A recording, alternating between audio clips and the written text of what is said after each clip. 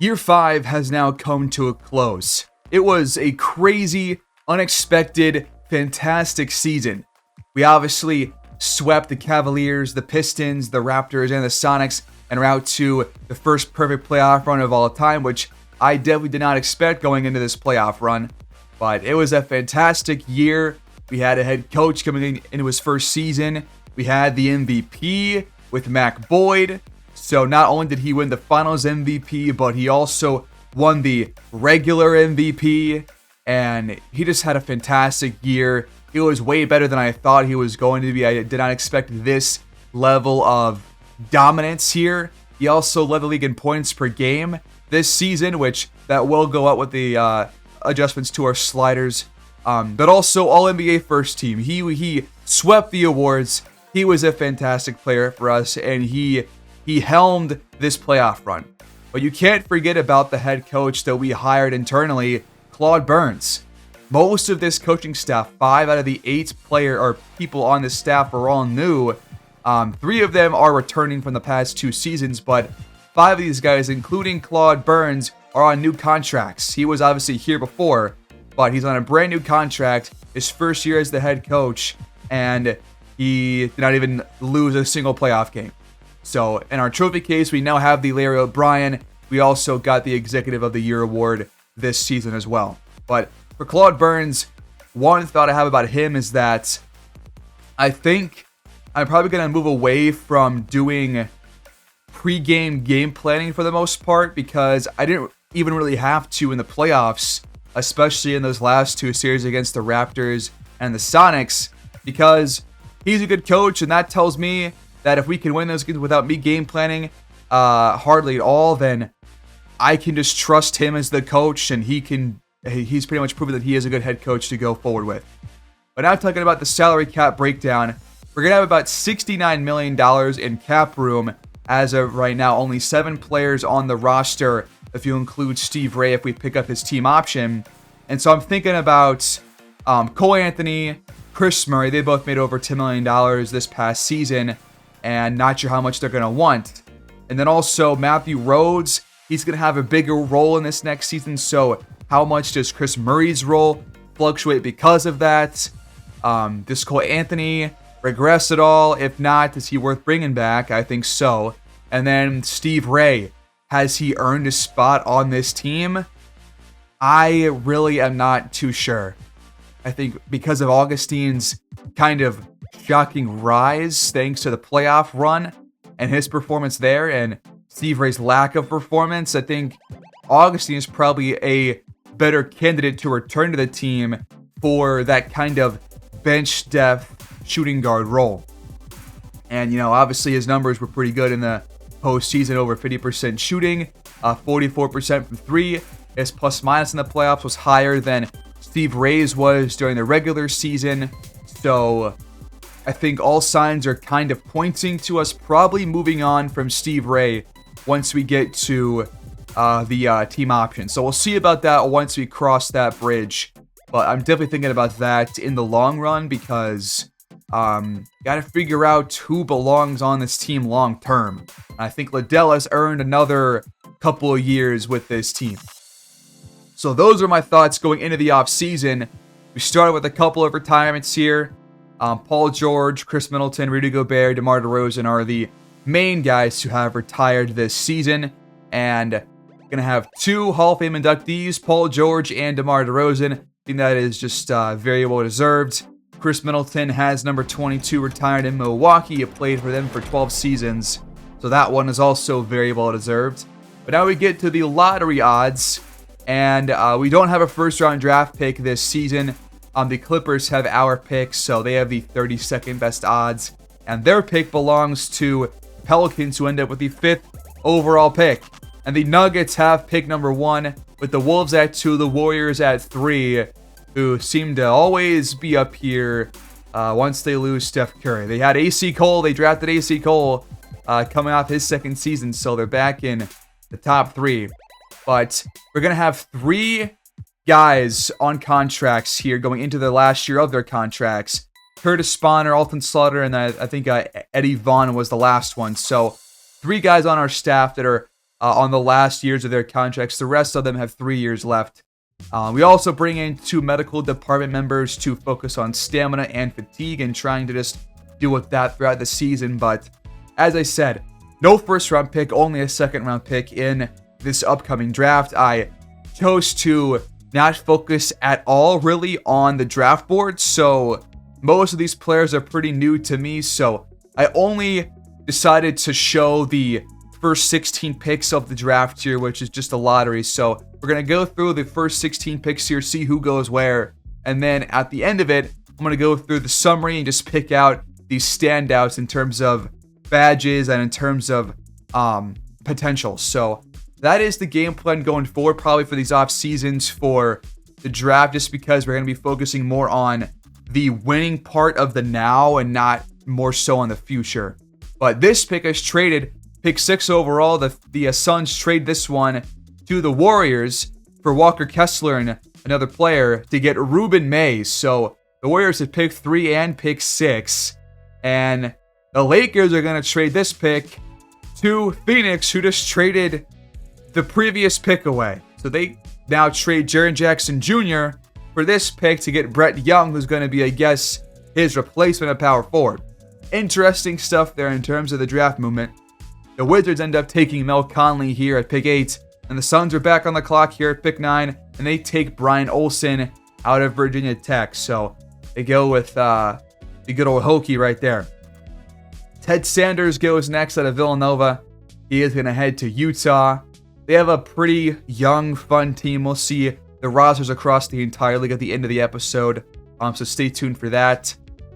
The Hawks are next up. They end up going with Zach Franklin out of Loyola Marymount. 6'7" power forward. They got the Sonics, who lost to us in the finals. And they go with Kenneth Graves. Because Wilson Kelly, who was off the bench for them in the playoffs, he is up for a new contract. So they're probably going to replace him with that draft pick. And now here's the final pick of the lottery. It's the Orlando Magic. And they are going to trade this pick number 16, for Dylan Brooks and Terrence Mann. So the Hawks trade back into the top 16 to select point guard Lionel Gibbs out of Oregon. 6'5", wears a headband. Could be a fun player. We'll see if he is one of the standouts. But we get all the way to the second round, and now it's time for our pick. And we did not have hardly anybody scouted, and so I just felt like going with the guy that we had the most scouted with that actually wasn't too bad of a player. He had a really good upside in terms of post defense and rebounding. The IQ was obviously very low, but offensively he's challenged, but maybe could have decent potential. So probably a G League player for us, but I think it's at least worth making this pick to see what we can get. But we go to the draft summary, and the first overall pick was Glenn Carroll to the Nuggets, who is 7'4". And he's got 5 badges at 82 overall. An absolute beast of a first overall pick. And yeah, really solid offensive player. Great defensive player. Great post player in general with A- potential. So this dude is going to be a beast. And we're going to see if Jokic returns to Denver, because he is also up for a new contract, as he's going to be a unrestricted free agent. So we'll see about him. Then you had pick 3, the next standout. This was Keon Malone. It was taken by the Warriors. So he's got a badge, really high potential. Then right after him, the Miami Heat selected Rasheed Monroe, who's got A potential. A really good athlete overall, pretty well-rounded. And only 1 badge, so not a lot of badges for some of these players, but still some really good potentials here. Here's pick 6, another pick from Golden State. So they got AC Cole. And now they have drafted 2 players here in the top 6 that have really good potential. So in a couple of years, the Warriors might be one of the Western Conference powerhouses. We'll see about that. That'll be a really fun thing to keep your eye out for. The Nets at pick 14 drafted Jonathan Pearson here. No badges, so lots of work to do. But he does have high potential. And then one of my sleeper picks here was the Celtics taking Dave Fox, who is a standout offensive player. Can't really slash that much or get to the rim, but 4 badges, A potential, 6-foot point guard. Really solid pick here at pick 19. Then 2 picks later, the Kings selected Oscar Guerrero, a 6'10 power forward out of Minnesota. And he's a pretty good mid-range scorer, catch and shoot, so he's going to be probably a good shooter in a couple of seasons. We'll see about him.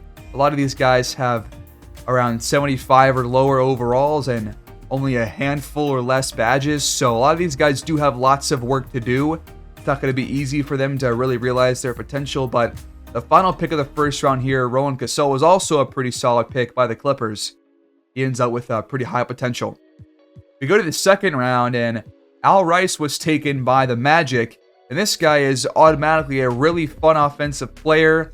IQ is pretty low, but a great athlete with high potential and could be an immediate contributor for them off the bench.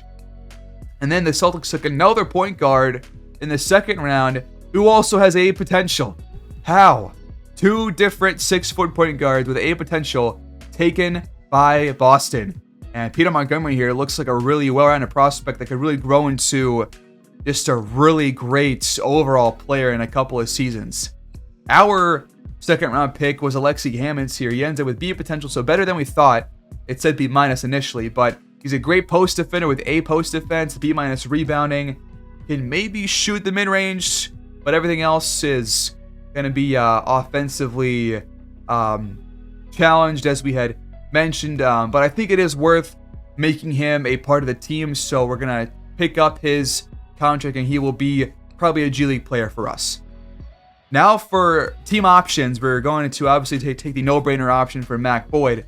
But for Steve Ray, I think I'm going to decline his instead. It's a 2-year team option, but it is $7 million for a guy that I just don't see us having a real place on this team going forward. I think his defense was better on paper than it was on the court. And I think with his potential being a B and not seeing really any growth, I think it's just fine to move on from him and lean towards Mark Augustine as sort of that depth third shooting guard piece. So we are going to give the qualifying offer to Augustine as well as Jovanovic to at least secure him for 1 more year before we can extend him. But here is the free agent class, and there are a lot of great players here. Jokic, Wemby, Mobley, Booker, Garland, Zion, Kevin Durant, a couple of aging veterans like Jimmy Butler and Anthony Davis. Frederick Cousins is restricted.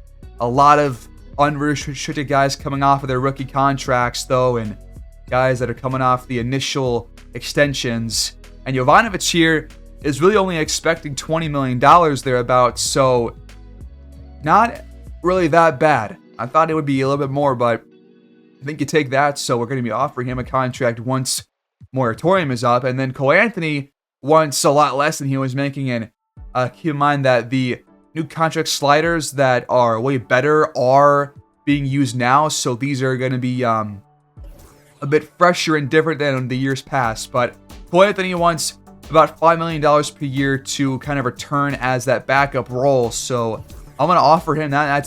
That's a good deal for us, and we'll get some good contributions out of him. But here were the biggest signings out of moratorium. Wemby returns to San Antonio, but Evan Mobley leaves Cleveland for the Denver Nuggets. So that is a huge signing. Darius Garland re-signs with Cleveland, and Zion Williamson is going to replace Evan Mobley with the Cavs. So they go away from defense and go more towards offensive heavy. Tyrese Maxey returns to Philadelphia. And then Frederick Cousins. Shocking thing here. Cousins is not re-signed by the Magic. They don't pick up his contract. They don't extend him. He is instead heading to Los Angeles. A 4-year contract with the Clippers for the $124 million. So definitely an interesting move there by Orlando. Butler is a Rocket now. Anthony Davis returns to Los Angeles, as Murray does to Atlanta. Anthony Black to Utah. Siakam joins Butler over in Houston. Bobby Portis is also going to be part of the Jazz, and Kent Gary leaves San Antonio for New York. And as we thought, Wilson Kelly heads to the Kings instead of returning to Seattle. So those were the biggest signings here in the open market. at least in the first couple of days. But now we can finally offer the contract to Jovanovic, a 3-year deal. At the end of it, it's going to be worth around $22 million on the final year of it. So he accepts a contract. 4 years, $79 million for Jovanovic. And Liddell takes a 2-year vet minimum contract extension to return to us as well. So 2 of the longest tenure Neptunes outside of Jalen Duren have returned. And now I wanted to think about maybe a possible bench upgrade at small forward. And I was really considering going after Jaden McDaniels here, who we saw in the finals because he was playing for the Sonics. He's got a couple offers right now from the Sixers, Nuggets, Lakers, and Hornets. But he's got a lot of badges. He's a high overall player. He is the highest system match for us in terms of small forwards and power forwards. But Chris Murray is also here. And Chris Murray wants $5 million less than McDaniels. And he has 14 less badges, though. So these are the things that I'm kind of weighing in terms of my options here. Is it worth moving on? McDaniels is coming off kind of a poor shooting year. Less than 40% from the field. Less than 33% from 3. In the last 2 years has really been kind of poor from beyond the arc. And, you know, he does have better defense than Murray does in terms of stats and badges, but I'm not sure I really need that much more defense on this team. I'm not sure I need to upgrade defense hardly at all. And for Chris Murray, he's offered a deal here from the Pistons for 3 years, $26 million, which is way less than what McDaniels is being offered currently. So Murray's stats are way better than McDaniels. We know about Murray a lot. He's been with us for a year and a half now and has proven his worth. And I felt like it made sense to go with Murray instead of the paper upgrade for McDaniels. So we're going to offer Murray here a deal slightly larger than the Pistons contract. And we'll see if he takes it. But he ends up taking the Pistons one instead. So he takes the smaller offer. I guess they up their offer to match ours. And Murray leaves for Detroit. So now we got to think about going after McDaniels. But the Pistons also brought in Corey Kispert on a 3-year deal as well. So 2 former Neptunes are heading to another East Coast team. McDaniels, though, he signs with the 76ers. So we missed out on both players, McDaniels and Murray. Other signings, though, Jokic returns to Denver. So he and Mobley are teaming up together. But the Nuggets still have Donovan Mitchell. This is the best team now. It is Jokic, Mobley, and Donovan Mitchell. We have to watch a game against them this season. That's got to be one of our best things to look forward to in the upcoming schedule. KD returns to Dallas on a 1-year deal. Azar Thompson is heading to Phoenix on a 4-year contract. Jeremy Sohan to the Pelicans. Whitmore to the Spurs. And Jerome Lynch will join Thompson over in Phoenix as well. So now thinking about filling in that backup small forward spot. We obviously missed out on the 2 guys that we initially offered to, but then I saw Josh Green here, who was still the same system match as Chris Murray and McDaniels were. He's got 5 badges, which is more than Chris Murray, and his stats were honestly pretty similar to what Chris Murray was doing last year too. I wasn't really a fan of Christian Braun here, who is coming off the worst year of his career. Wendell Moore coming off one of the worst 3-point shooting years in his tenure. And Josh Green is coming off one of the best years in his career. And he has very similar stats as to Chris Murray. So I felt like it's kind of an easy plug-in player situation. Give him a 2-year contract. And he can probably just slot right in for what Chris Murray was doing at small forward. Then we've got Mark Augustine here, who is obviously a free agent. And I wanted to extend him and not just give him the qualifying offer. So we're going to give him this 3-year contract worth about $3 million a season. And now talking about the backup shooting guard position. So this was obviously where Steve Ray played for a lot of the regular season. Then we kind of brought Mark Augustine in for a little bit and spread those minutes around. But I think you got to find somebody better than Augustine, because Augustine is only a 72 overall, probably not going to have too much growth going forward. So if you can find a better option, then why not do so with your cap room right now with the amount of space that you have. There were several options that I considered here, including Kobe Buffkin, Bradley Beal, But my favorite here out of all the options was actually Malik Monk, who was coming off a really solid year, over 10 points this past season with New Orleans. Shot the ball very well from the field and from three, has 12 badges. You know that he can shoot. He's a proven NBA player, and so we're going to offer him a 3-year deal that includes a player option on the back end. So technically a two-year deal, and he does accept, as does Josh Green. So both role players will sign with the Neptunes. So two pretty key acquisitions there, and Augustine will also return as he accepts his 3-year contract as well. So a couple of guards joined the fray, and that was going to be the main signings for us here in the offseason. Dalen Webb is a free agent now, and he was not re-signed by Chicago, but he is coming off a really strong season, about 15-12. In terms of his recent games, he looks like he was coming off the bench towards the latter half of the season after starting once he was traded, but still played well, and we'll see about him. We end up signing Reddish and Charles Bassey to round out the roster. In terms of other signings across the league, the Bulls bring in DeAndre Ayton, Taylor Hendricks heads to OKC, Quentin Grimes heads to Charlotte on a 3-year contract, and the Spurs re-signed Derek Lively to a 3-year, $67 million deal. Those are the big signings. But now we got the moment of truth. Player progression. Here we go. Mac Boyd up to a 93 overall. Last year was on an 89 overall going into the third season. But now going into year 4 for him at least, 93 overall, 20 badges. Jalen Duren gains a badge. Kuminga gains, I think, 2 or 3. Jovanovic gains 2 badges and gets better in terms of playmaking, mid-range scoring. Looks like Capella's going to be pretty much the same player that he was last year. Same goes for Cole Anthony, Malik Monk, Lou Dort, and Josh Green. So that I feel really confident about. Great seeing that. And then Matthew Rhodes. This was the best part of this. Sure, his potential does go down to B+ from A+, but he improved a lot in his year in the G League, especially offensively, man. Look at those numbers going way up in terms of shooting, down low, across the board. The defense improves across the board. Everything gets better. And Augustine, though, no improvements. Potential stays the same. Nothing else goes up besides basketball IQ. Liddell and Reddish and Bassey essentially are the same. So really nobody got worse for us. It was mostly just guys getting better.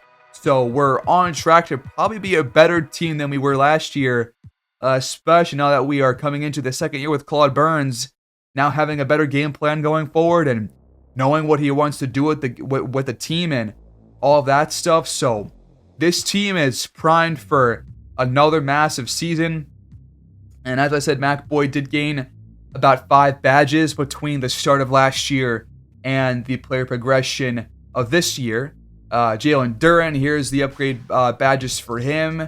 He gained 1 more badge, I believe, had 10 last year, so only the 1 for him.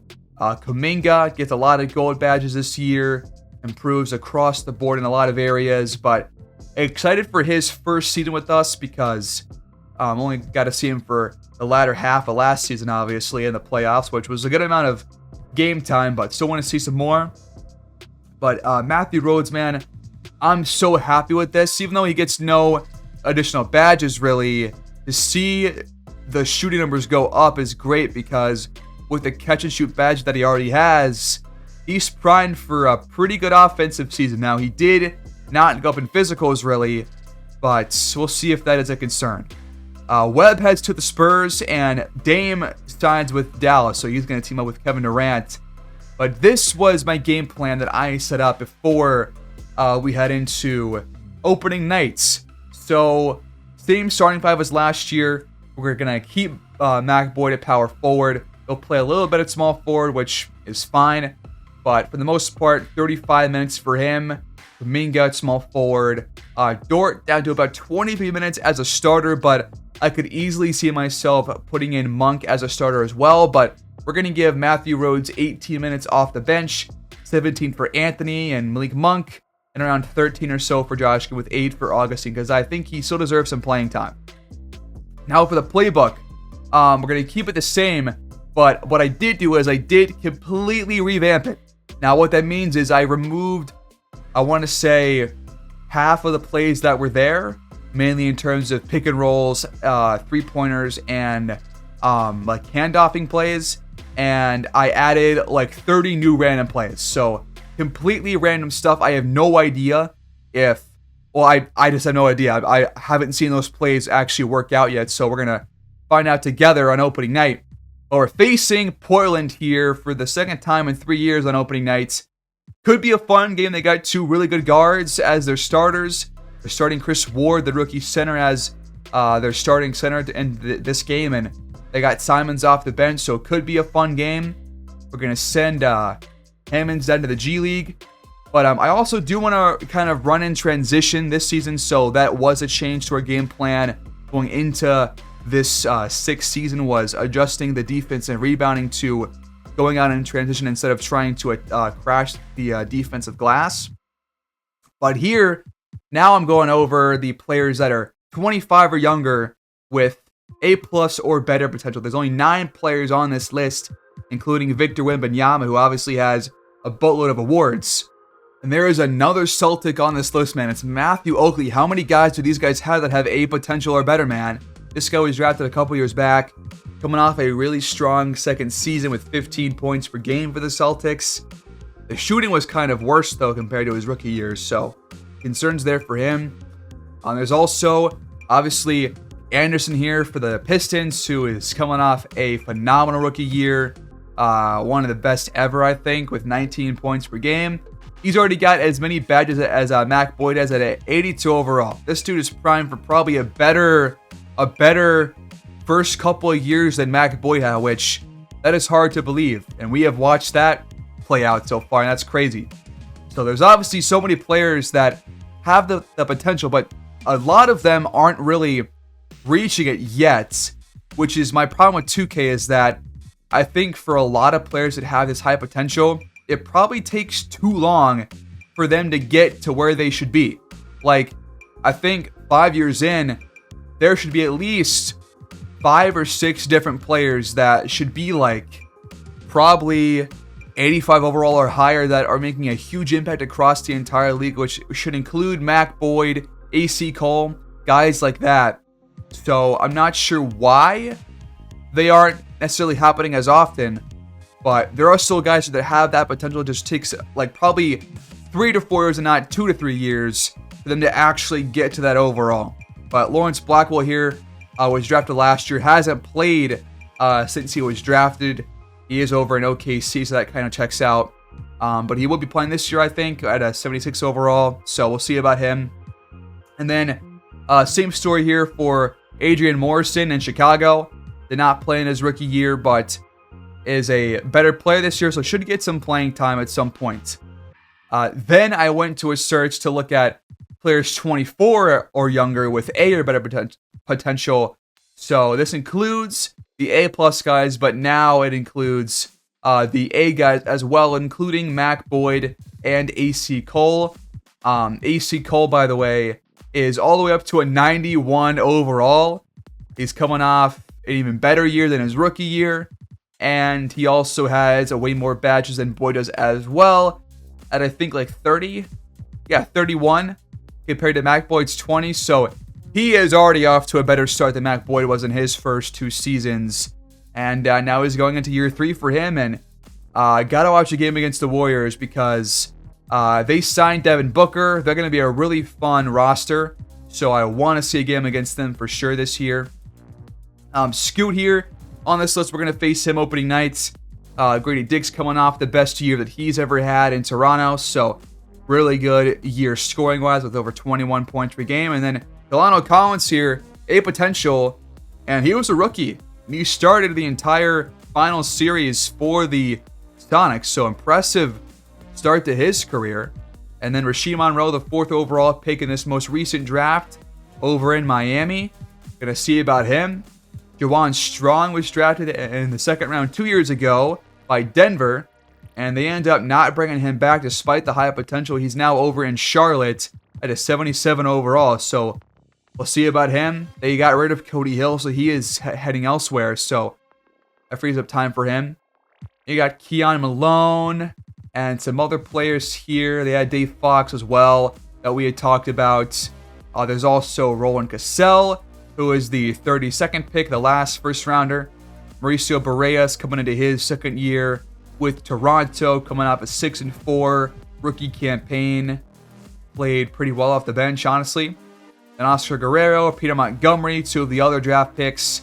And that is the end of the list. So those are all the prospects. And then right here, these are the updated sliders for the CPU sliders. So I've done pretty extensive testing with these. I've got a really good balance of results in terms of field goal attempts, field goals made, field goal percentage, free throw attempts, free throw percentage, final scores, all of that. So new set, plenty of updates to this slider set here. So this is that list, and really hyped for some more competitive games going into this sixth season.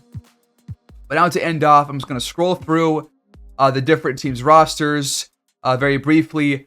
But this is a very fun, very kind of a casual off-season, not trying to really change anything up too crazily or switch up a roster too much. Trying to keep this team around because we're obviously coming off the greatest playoff run of all time. And I'm trying to keep most of what worked around because how can you not, given what this team accomplished?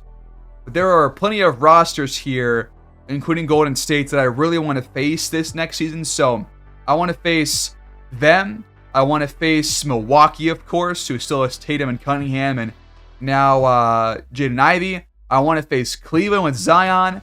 I want to face Boston with their high potential players. And I want to face the Nuggets, who have obviously Mobley, Jokic, and Donovan Mitchell.